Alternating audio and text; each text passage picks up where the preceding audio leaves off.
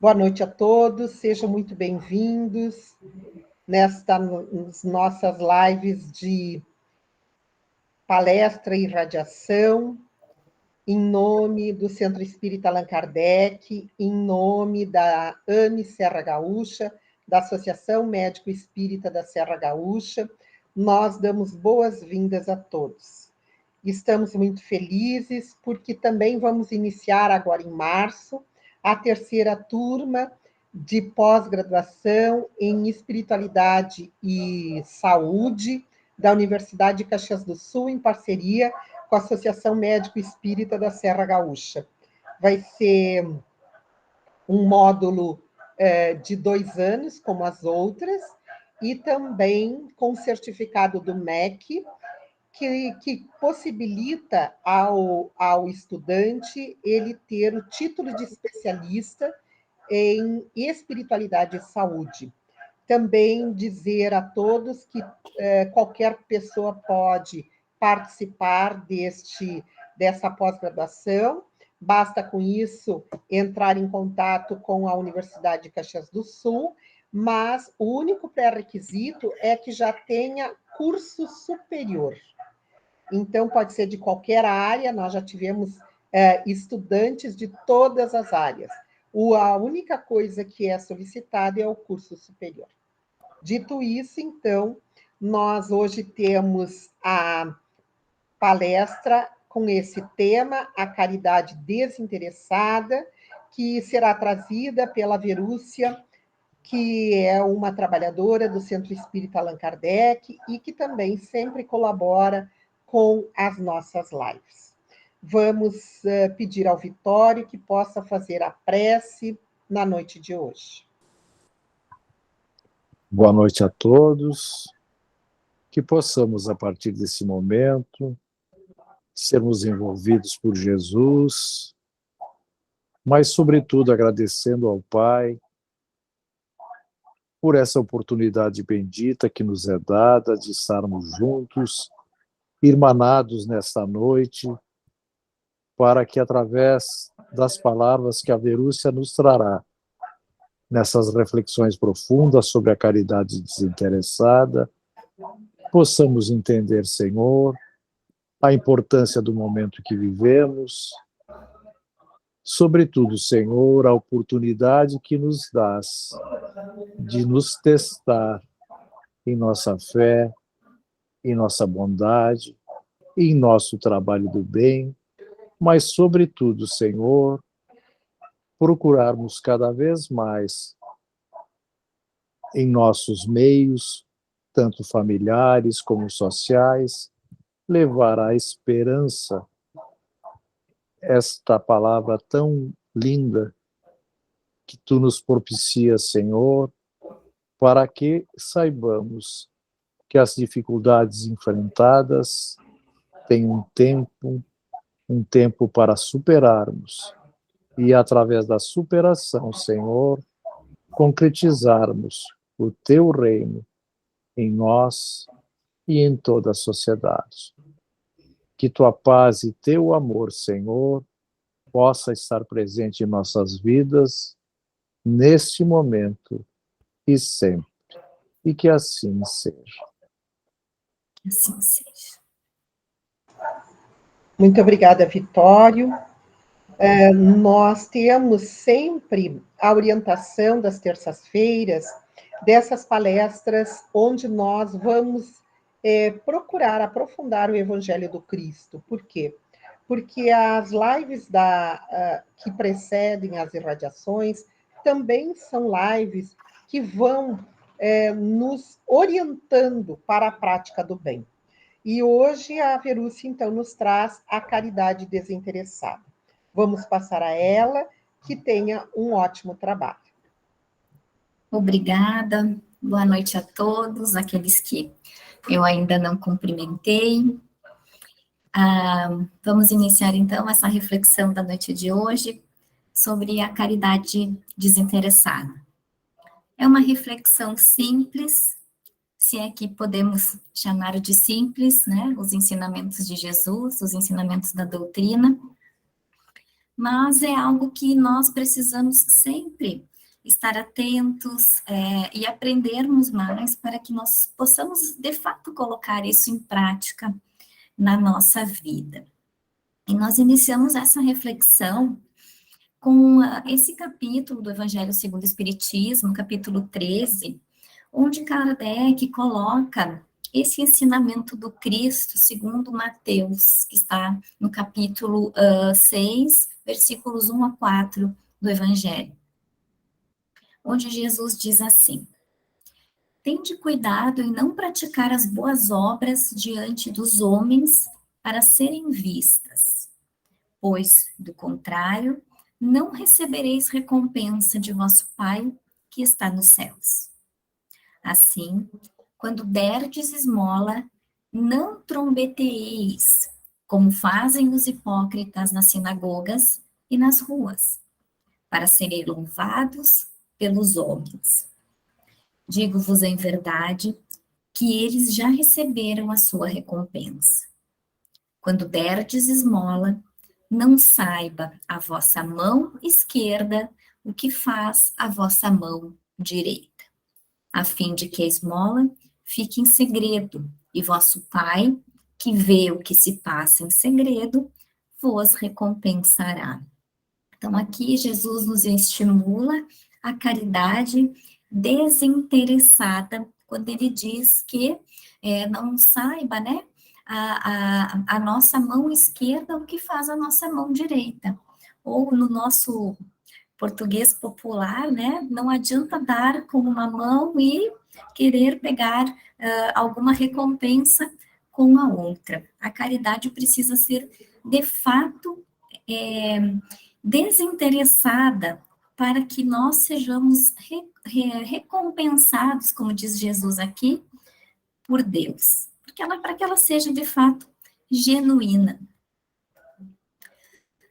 E Kardec segue nos explicando essa passagem do Cristo, onde ele diz assim: não saber a mão esquerda o que dá a mão direita é uma imagem que caracteriza admiravelmente a beneficência modesta. Mas, se há a modéstia real, também há a falsa modéstia, o simulacro da modéstia.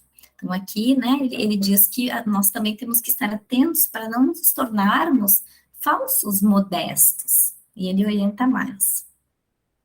Porque há pessoas que ocultam a mão que dá, ou seja, ela procura fazer de uma forma que parece desinteressada. Porém, o cuidado de deixar aparecer um pedacinho, olhando em volta para verificar se alguém não o terá visto, ou ocultá-la, né? Ou seja, ele oculta a mão, mas ele olha na volta com a intuição, com a intenção de que alguém tenha visto que ele escondeu a mão, ou seja, então foi relativamente desinteressada essa caridade que ele praticou. É aquele esconder a mão, mas de uma forma assim, né, a deixar escapar algum movimento para que aquela caridade seja vista por alguém e para que esta pessoa seja, então, de alguma forma elogiada, reconhecida pelo seu gesto. Então, precisa ser desinteressada mesmo, para que ela seja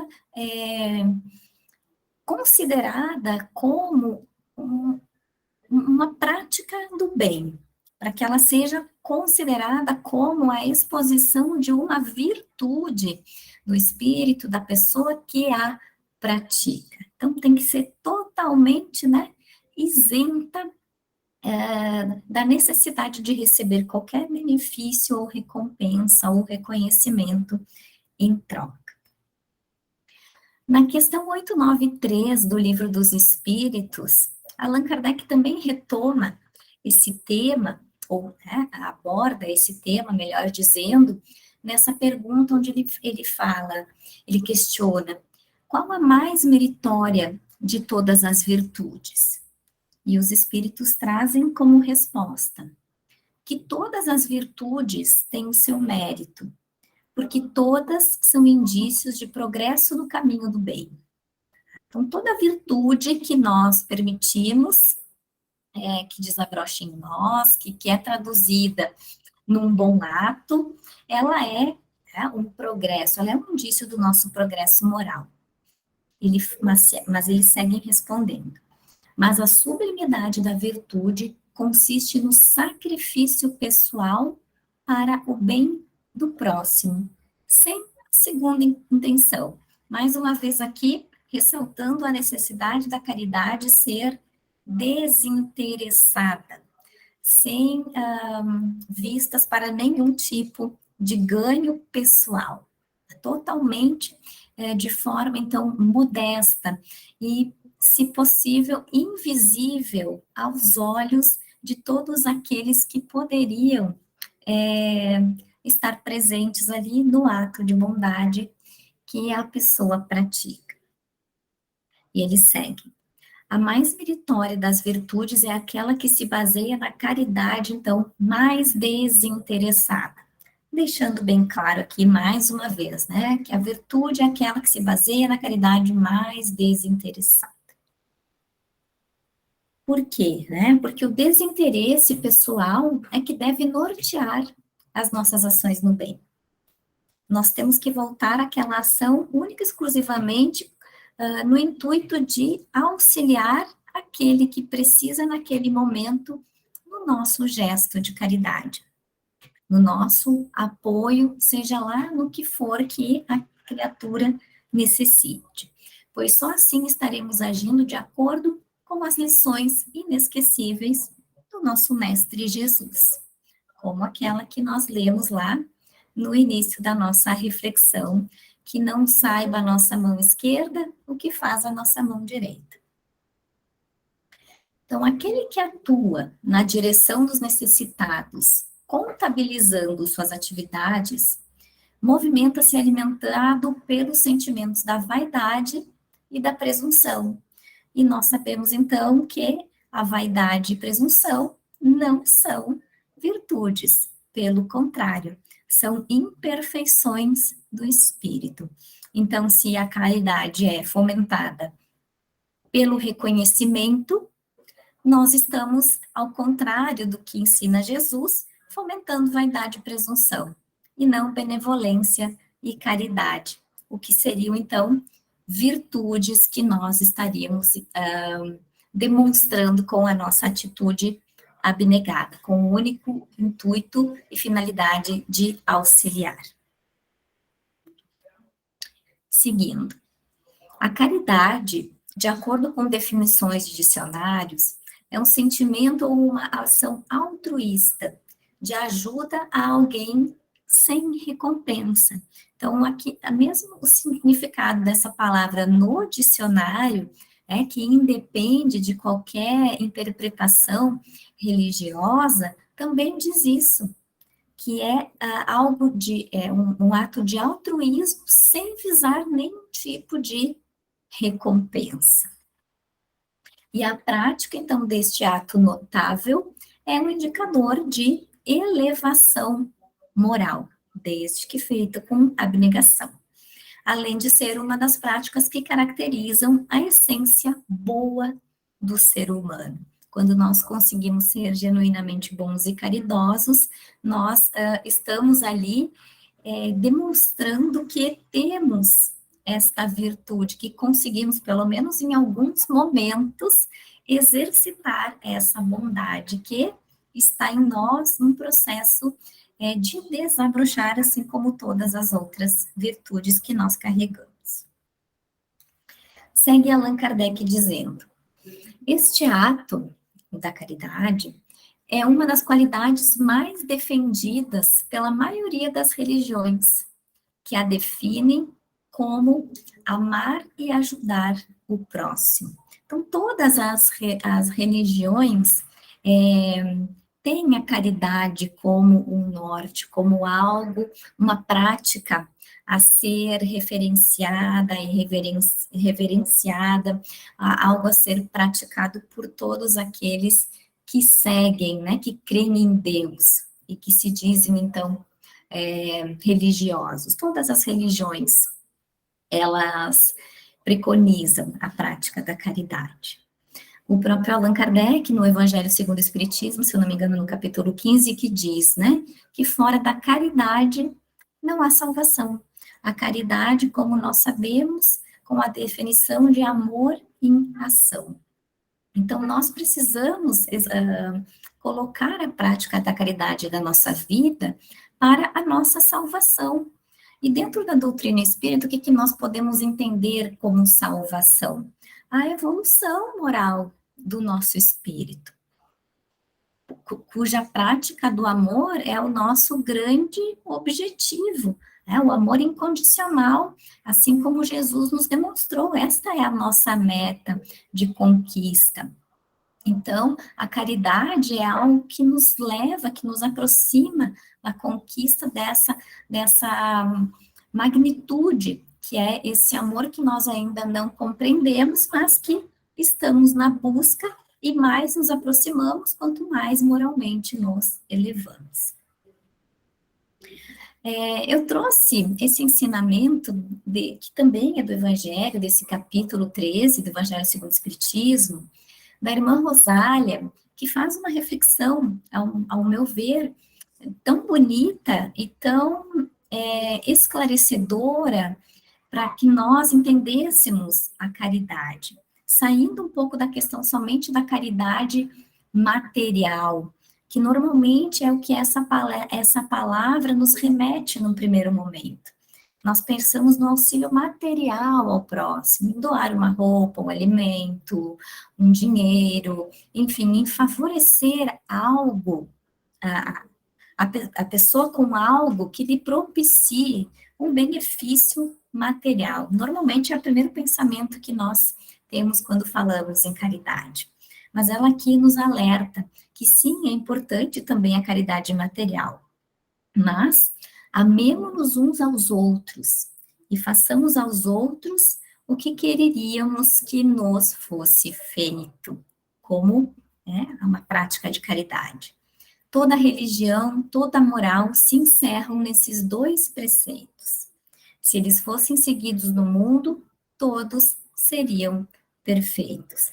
Se nós fizéssemos aos outros aquilo que quereríamos que fosse feito a nós, todos nós já seríamos, então, perfeitos. E o mundo não teria tantas coisas ruins, tantas relações rancorosas, ou de ódio, ou tantos necessitados, tanta gente passando por tantas dificuldades. Aí ela diz, então, não haveria ódios, nem ressentimentos. Direi mais ainda, não haveria pobreza, porque do supérfluo da mesa de cada rico, quantos pobres seriam alimentados? Ou seja, a prática da caridade, da fraternidade, da divisão, assim, a demonstração do egoísmo, do orgulho que impera muitas vezes nas relações humanas. Então, se nós utilizássemos essa máxima, certamente nós teríamos já um mundo melhor.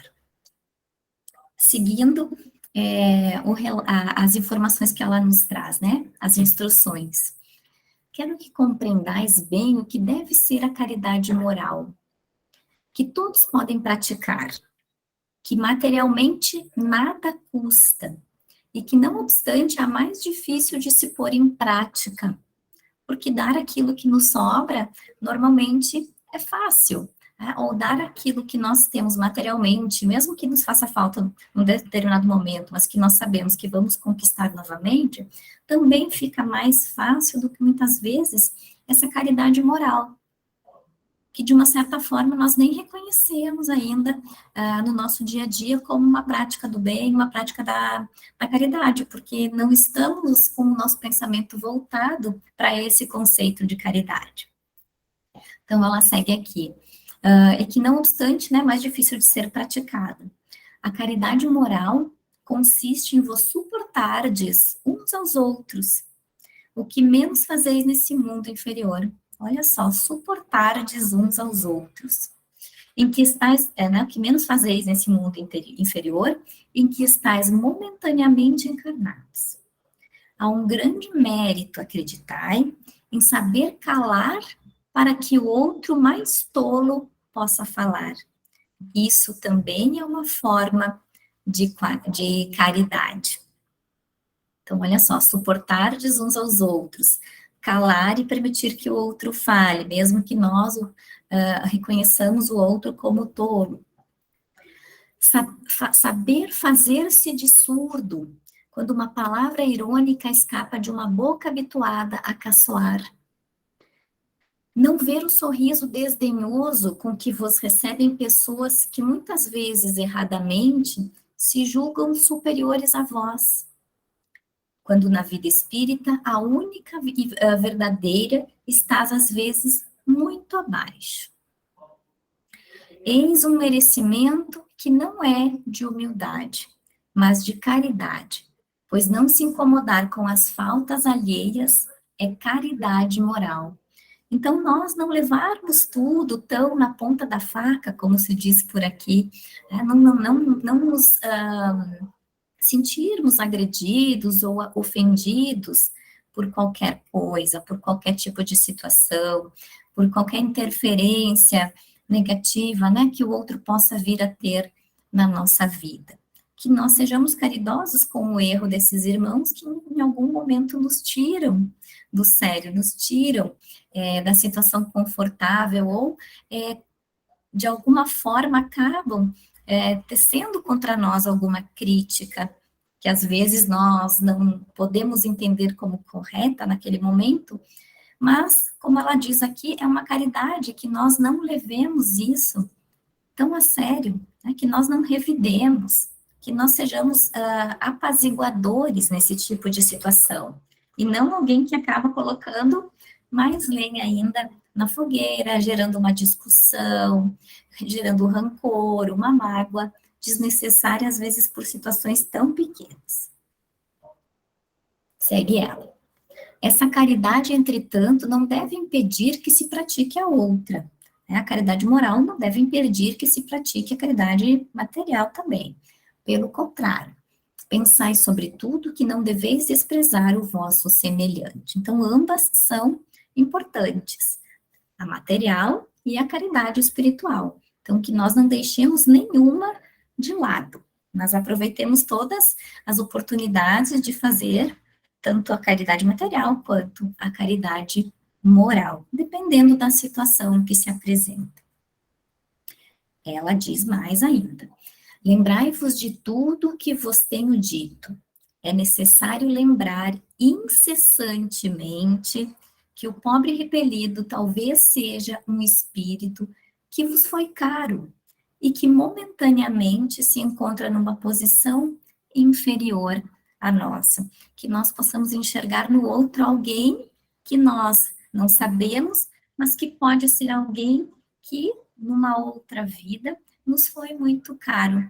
Seja um espírito muito amigo a quem nós temos uma forte ligação, mas que, né, pelas roupagens da nossa atual encarnação, nós não sabemos, não percebemos, estamos perdendo a oportunidade desse auxílio, de poder auxiliar esse indivíduo que muitas vezes nós não reconhecemos, mas que é alguém muito caro.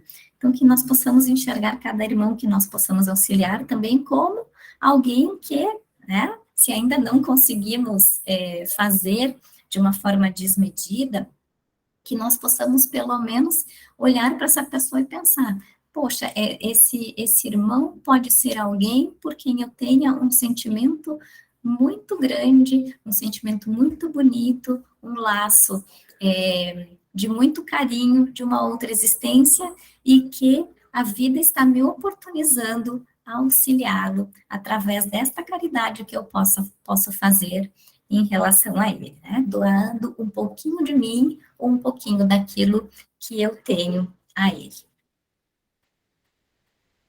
Outra instrução importante para que nós possamos compreender a caridade e introjetar mais esse tema é desse espírito protetor de Lyon, que também está esse depoimento no Evangelho segundo o Espiritismo, nesse capítulo 13, que fala sobre a caridade, nos auxiliando na compreensão do tema, onde ele diz: meus amigos, tenho ouvido muitos de vós dizerem: como posso fazer a caridade, se quase sempre não tenho sequer o necessário?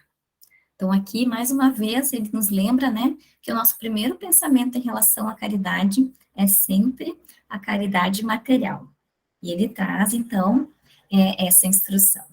A caridade, meus amigos, se faz de muitas maneiras. Ele reforça aqui aquilo que a irmã Rosália também disse.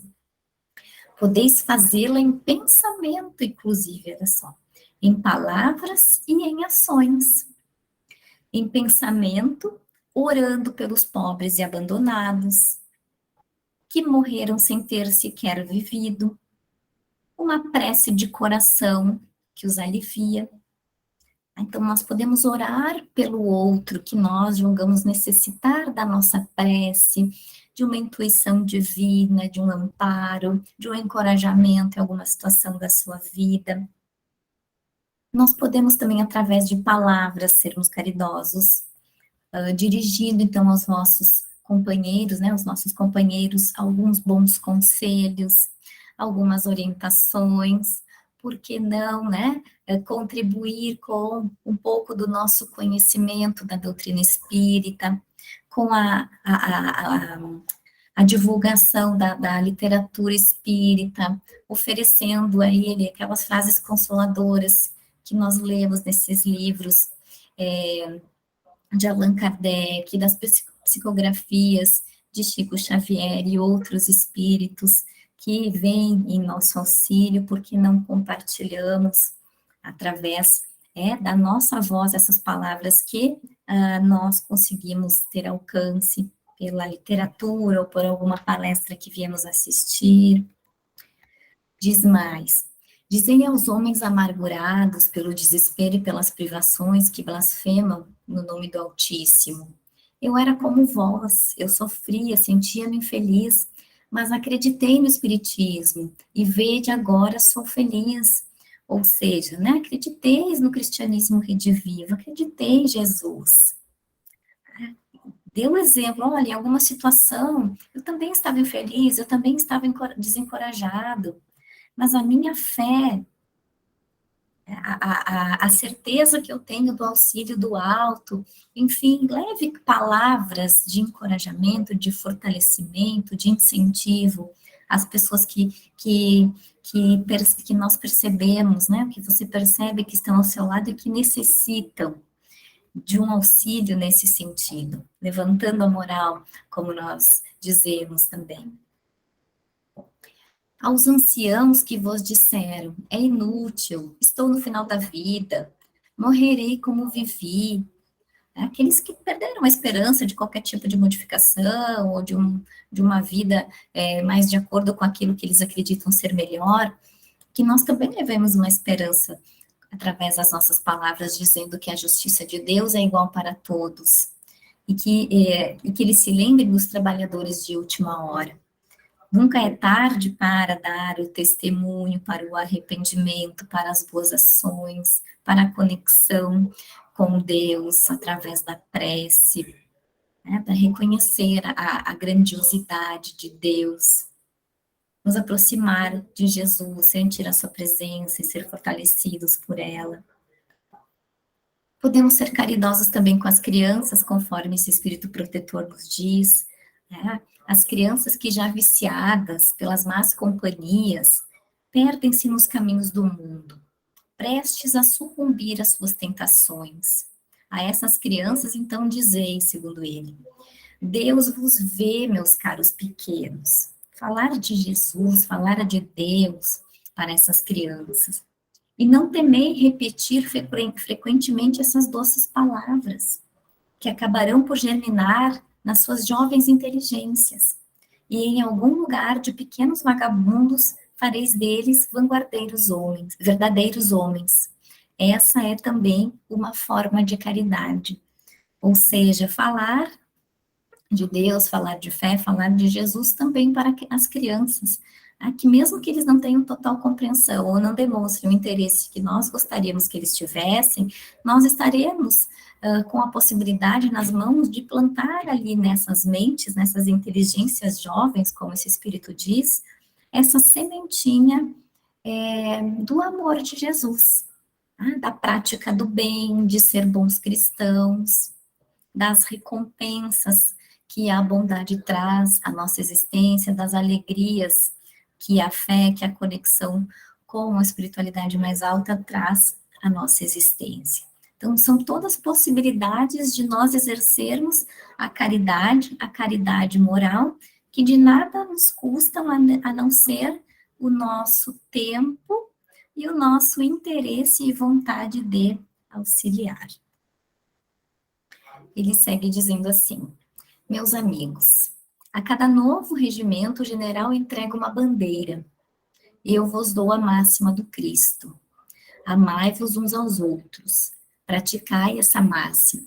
Reuni-vos todos em torno desta bandeira, a bandeira da caridade e do amor, e dela recebereis a felicidade e a consolação.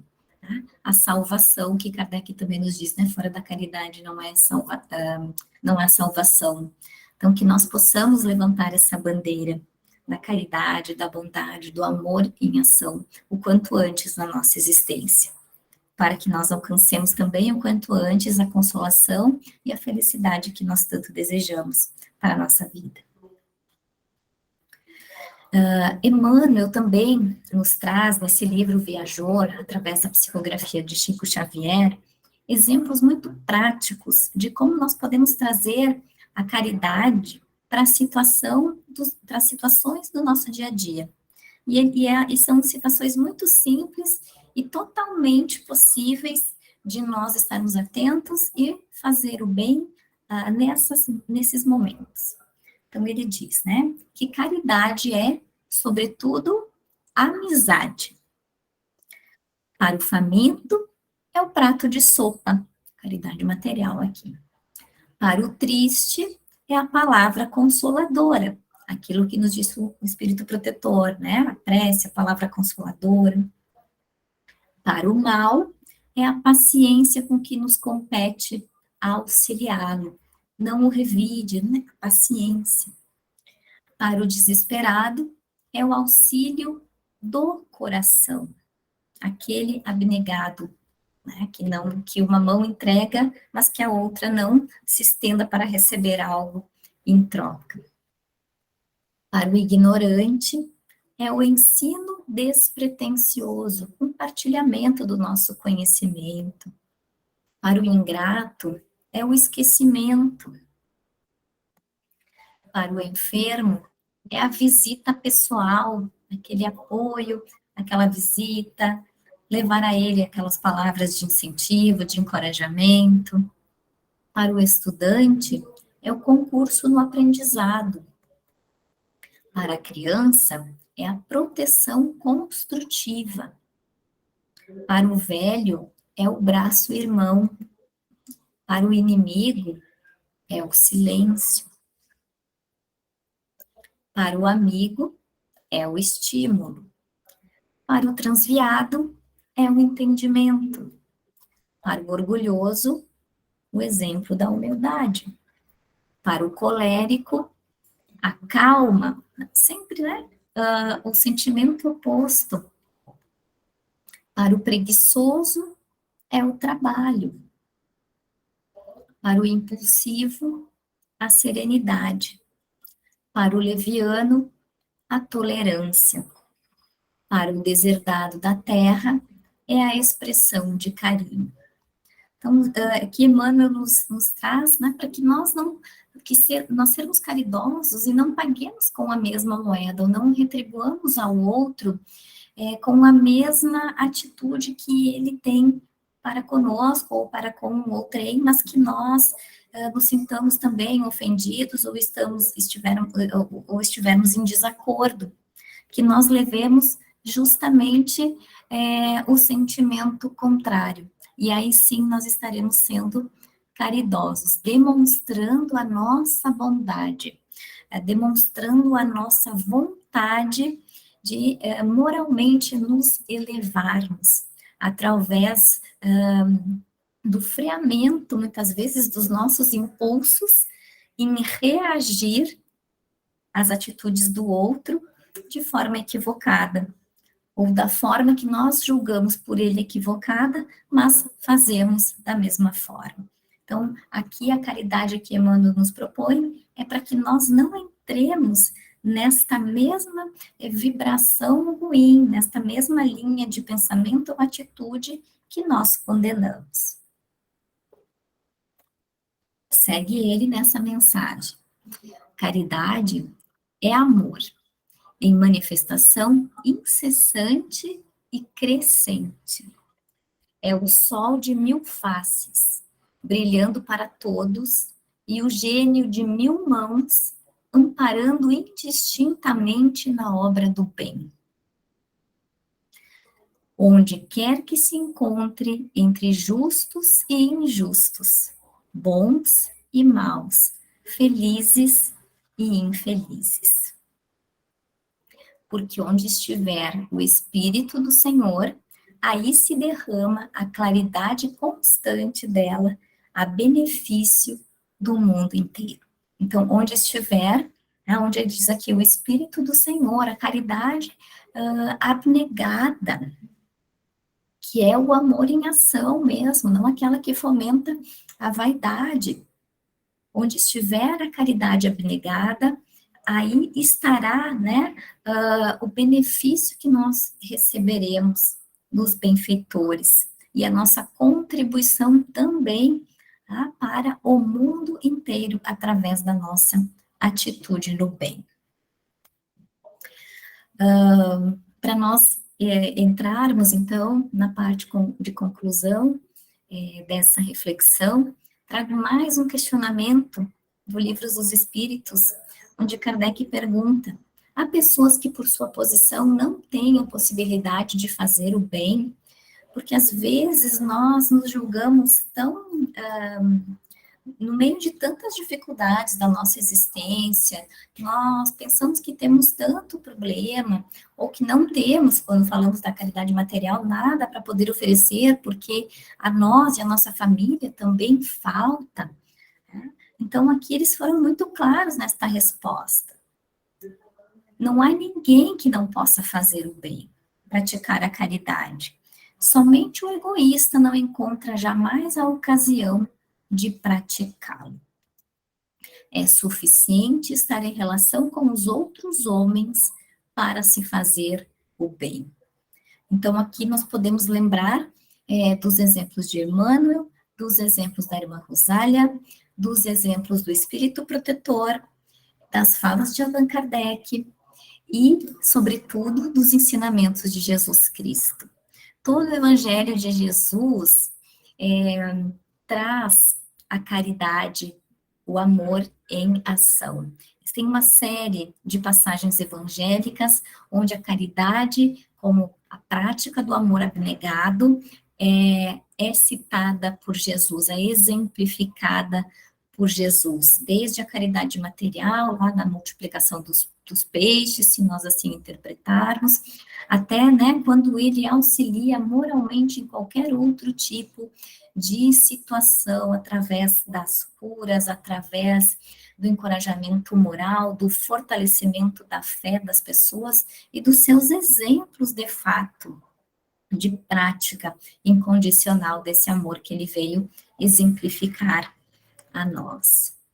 Então, quando falham os sentimentos conhecidos no comportamento dos seres humanos, o Evangelho de Jesus nos convoca à prática da caridade, para com eles, ampliando o valor de tudo quanto existe. Então, quando nos falharem, esses sentimentos, que nós recordemos o Evangelho, os exemplos que nele constam, e que nós coloquemos esses exemplos em prática na nossa vida, seja qual for deles que se aplique àquela situação que nós estivermos vivenciando a possibilidade de auxílio. O apóstolo Paulo também denominou a caridade como a maior das virtudes, especialmente em referência à fé e à esperança. Isto porque a caridade as engloba em sua sublime aspiração. Paulo disse que fé é importante, que esperança é importante, mas, sobretudo, a caridade é importante. Que de nada adianta nós termos fé, esperança e não termos a caridade. Ela sempre se sobrepõe, a todas as outras virtudes. Todas são importantes, todas são bem vistas aos olhos de Deus, fazem parte da nossa evolução moral, mas a caridade é o que acelera essa nossa evolução e é a que nos leva, então, mais rapidamente a esse encontro com a felicidade que nós tanto desejamos. Aliás, quando nós praticamos o bem, dentro das nossas próprias condições, seja em qualquer circunstância da nossa vida, nós já nos sentimos felizes. Então, imediatamente, ela já é uma prática que causa em nós uma sensação boa. É uma prática que, inclusive, contribui para a nossa saúde física e para a nossa saúde mental, enquanto espíritos encarnados. Então, quanto mais isso pode contribuir para a nossa evolução de espíritos imortais, que estão no caminho da perfeição.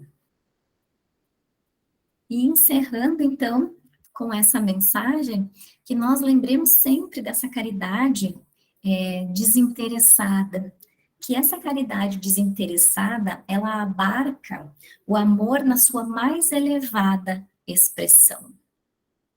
Assim como o Paulo também ressaltou, né, nos Coríntios, naquela carta. E nisto consiste, então, o amor, segundo João, capítulo 1, versículo 6, em viver conforme os seus mandamentos, os mandamentos do Cristo, os mandamentos que são as leis divinas. E o primeiro mandamento que Jesus nos traz é, né, como aprendestes desde o início, nas palavras de João, é que vivais no amor ao próximo como a nós mesmos. Então, caridade desinteressada, a vivência do amor na prática, seja em qual for a oportunidade que esta prática de propiciar o bem a alguém nos apresente na nossa vida.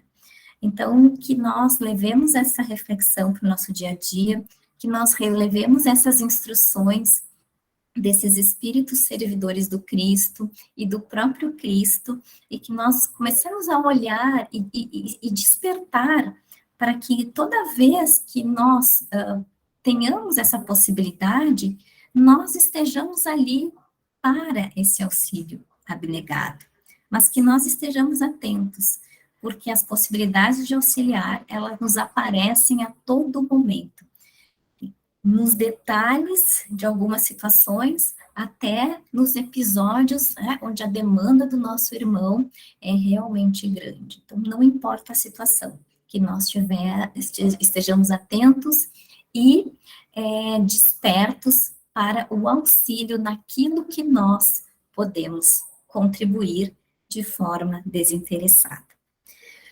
Encerro por aqui, agradeço a atenção de todos, devolvo a palavra para a Samira, então, para que nós façamos a irradiação da noite. Mais uma vez, obrigada. Obrigada, Verúcia. Essas reflexões sobre a caridade são importantes neste nosso período de vivência tão desafiadora, onde parece que os princípios morais estão invertidos e que nós venhamos a nos fechar diante das necessidades do outro. Muito bom. Então, agora nós convidamos a todos para fazermos a prece de irradiação. Vamos, primeiramente, encerrar a gravação para darmos